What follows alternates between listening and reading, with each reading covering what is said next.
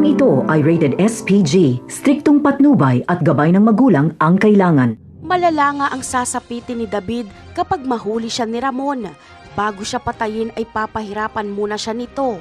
Pero hindi mamamatay si David dahil hihilingin ni Marites kay Ramon na wag itong papatayin.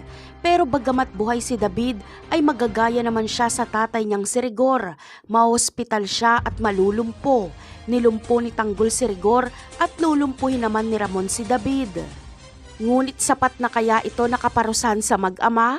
Ang sagot ay hindi, dahil nagsisimula pa lang ang kanilang karma. Sa pagkabisto ni David sa kanyang pagpapanggap, ay mabibisto na rin siya ang pumatay kay Camille. Hindi ito matatanggap ni Rigor dahil apo niya ang ipinagbubuntis ni Camille tapos pinatay lang ni David.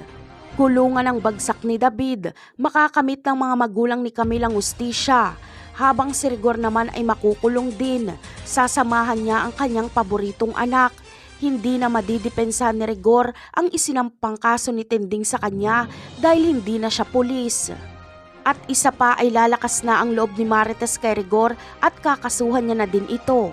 At lalabas din sa investigasyon ng Internal Affairs na sinadya talagang patayin ni Rigor si Lena para pagtakpan na kabit niya ito at binuntis niya. Marami kasi ang tama ni Lena at sa dibdib pa. Sa kabilang banda naman ay kasikatan na lang ng grupo nila Tanggol ang paraan para mahanap niya ang kanyang ama. Pero isang umaga ay makakatanggap si Tanggol ng tawag mula kay Marites.